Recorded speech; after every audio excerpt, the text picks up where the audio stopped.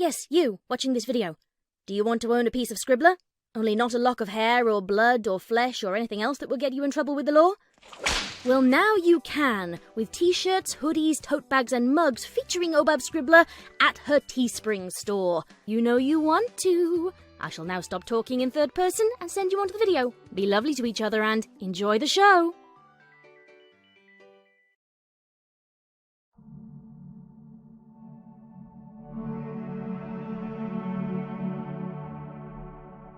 Dinky Hooves was the first to disappear. It was days before Derpy was calm enough to tell the investigators any details at all of the events leading up to her daughter's vanishing. She wasn't able to recall any strange ponies hanging around or any strange behavior from the little unicorn. There seemed to be only one clue, a nightmare that Dinky had dreamed 3 days prior to her disappearance. The horrible nightmare had caused the normally quiet filly to awaken screaming at the top of her lungs. Once Derpy had calmed her, the crying child had spoken of an impossibly skinny stallion who seemed to have no face on his stark, white head. She'd talked about how he'd seemed to be gesturing toward the ever-free forest, and how he'd reached for her with tentacles that stretched from his black coat. 1 week later, Rarity's parents burst into their eldest daughter's home in hysterics. Sweetie Belle had received the same dream. The authorities scoffed and said that it was a simple case of the child dreaming things that she had heard the adult ponies discussing. They assured the parents, and Ponyville as a whole, that there was no link and no danger. Sweetie Belle disappeared 3 days later. Snips was the next to have the nightmare, and Twilight Sparkle spearheaded the investigation on orders from Princess Celestia herself. She analysed Snips's recollection for clues, but it soon became clear that there were no clues to be found. His dream was the same as Dinky's, the same as Sweetie Belle's. The tall, long stallion with no face and a dark coat. Special security was posted at the rotund young colt's home, and every pony in town breathed a sigh of relief when the sun rose after the 3rd night. Snips's mother's screams let every pony know that they had failed once again. A week passed, and Snails was gone, following in the hooves of his closest friend and vanishing into the void. The populace of Ponyville began to lose its collective mind.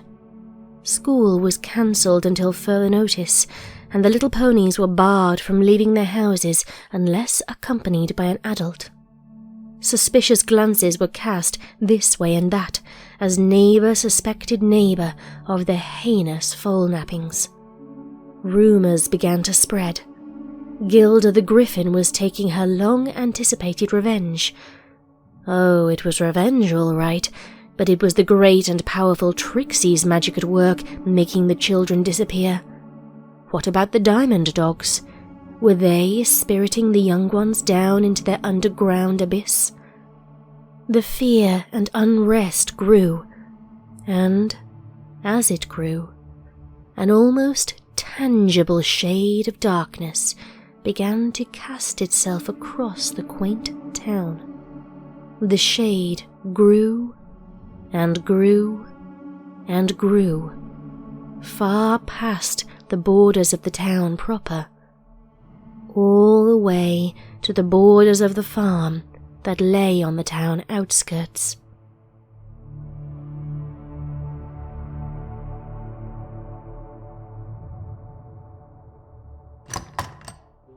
Applejack? Big Macintosh pushed his way into his little sister's room without knocking, trusting that she would be decent. There she was, piling supplies into her saddlebags. Now what in the hay are you— I'm going after her, Mac. The tone in his sister's voice gave Macintosh pause. Like hell you are. He crossed the room and pushed the saddlebags off the bed and onto the floor. The contents spilled. Bottles of water, fresh apples, plenty of rope, oil, a lantern. She was going into the woods. She was going after Apple Bloom. AJ, stop. This is crazy. What's crazy is that you've already given up on her. She's your kin, your baby sister for Celestia's sake. And it tears me apart that she's gone. But she's gone, Applejack. Gone. She's not coming back. The sooner we accept that. Yeah, you do that. Meanwhile, I'm going to get her back.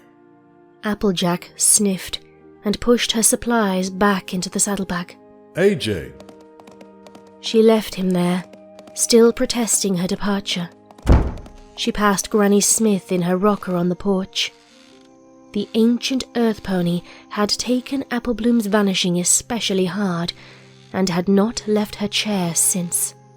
She just sat and stared towards the everfree forest in silence.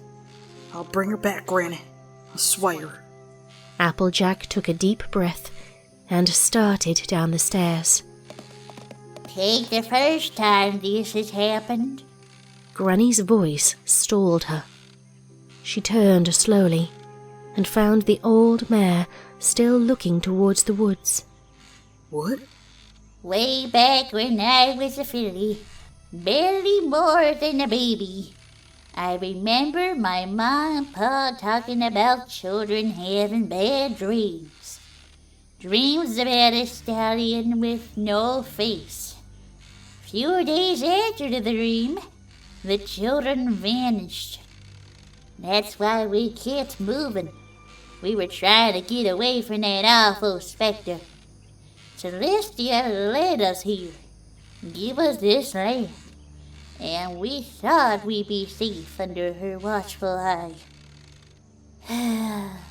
I guess it found us in the end, though. Granny? What is it? Don't know. Whatever it is, it's old. Older than the goddesses. Older than Equestria itself. It has no conscience, no emotions, only an insatiable hunger, and never-ending urge to feed. What does it eat? Fear. It feeds on fear. And children. Applejack shuddered and faced the woods. Anything else I need to know? Don't be afraid. Your fear will only make it bolder.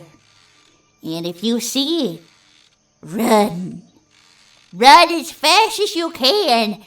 And most important of all, never, ever look back. Applejack nodded and started walking. I'll be back, Granny. Just you wait. I'll be back and I'll have her with me. I swear. Her brisk pace had carried her so far, so fast, that she never heard Granny Smith's reply. Goodbye, Applejack. Goodbye.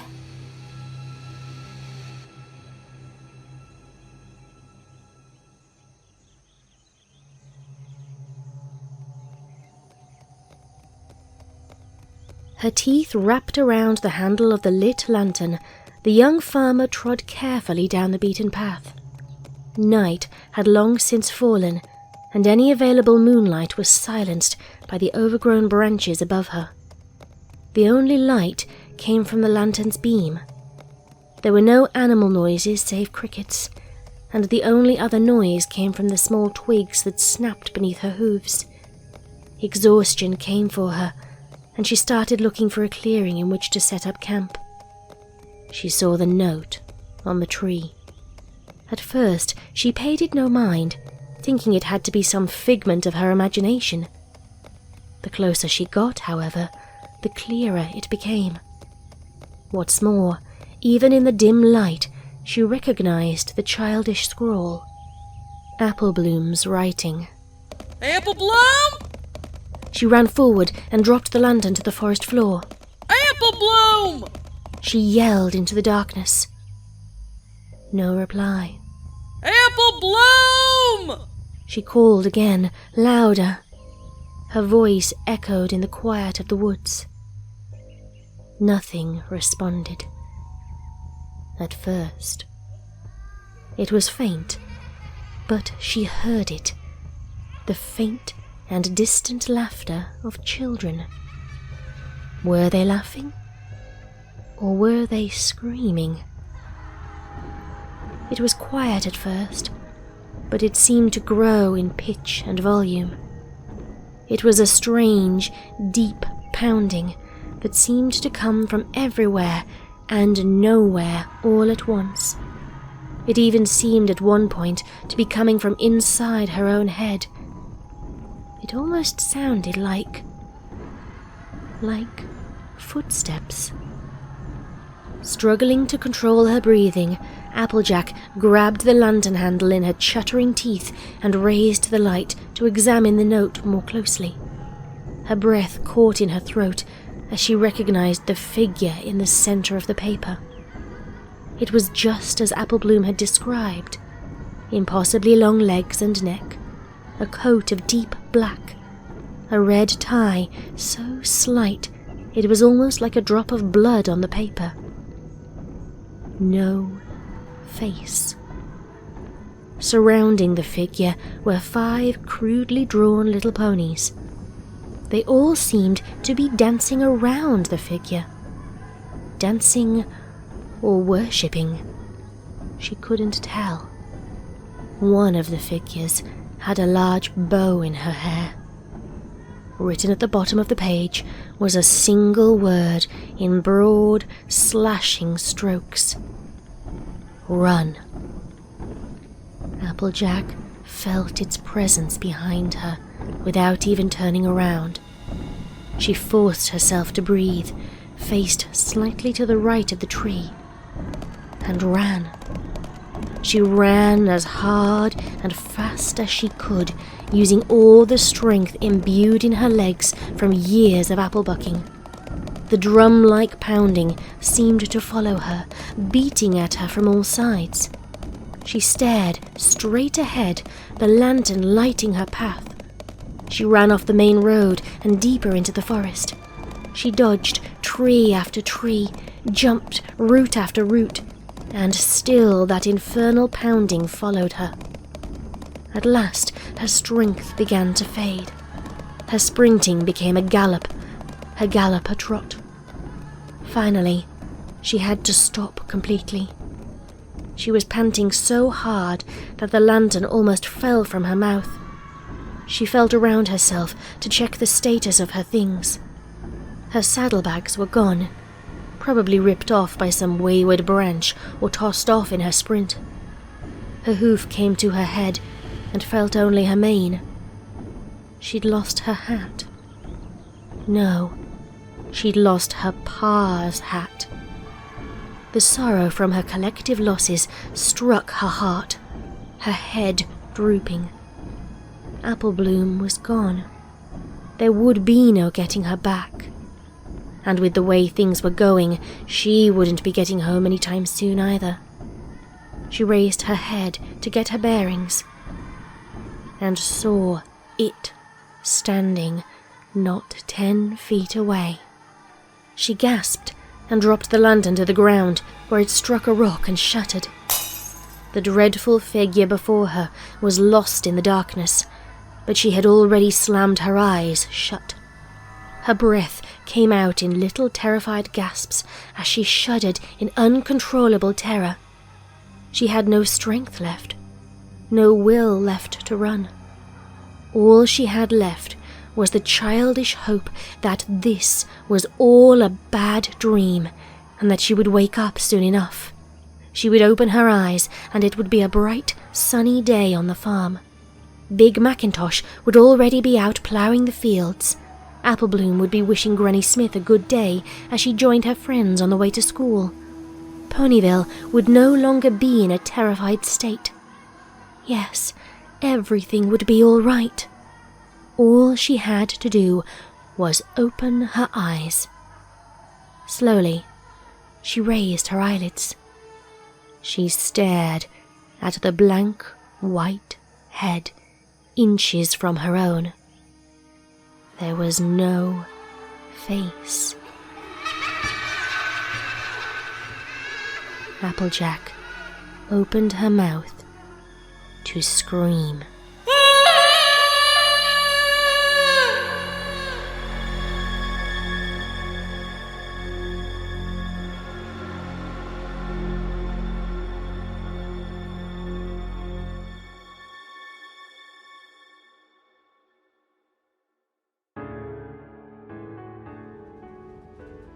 Applejack's disappearance was the beginning of the end for Ponyville. The townsfolk were stunned. Applejack was no mere filly. She was a well-respected citizen, a bearer of harmony, a national hero. She had bravely charged into the Everfree Forest to meet this evil head-on, and was never to be seen again. What chance, then, did any pony else stand? Mayor called a town meeting 2 days later, and the decision was nearly unanimous. If this evil would not leave them alone, then they would leave it alone. In a matter of days, the citizens had packed their belongings, boarded up their doors, and set out for new horizons. Scootaloo, aboard the last train out of Ponyville, watched sadly as the town vanished from sight. Her parents snoozed in the row next to her, and she envied them. They still slept peacefully. She hadn't had the heart to tell them about the dream she'd had the night before. He had called to her. Apple Bloom and Sweetie Belle were there with him. They had called to her as well. Scootaloo knew her time was near. It watched from the woods, stoic and silent as they left. No matter. It would find them again. That was its way. It would stay here a while longer, shaded in the tall trees. The last few chosen could easily be taken, even from here. Its reach was longer than any pony could possibly imagine. Here, though, was unfinished business. Somepony, who had escaped it long ago.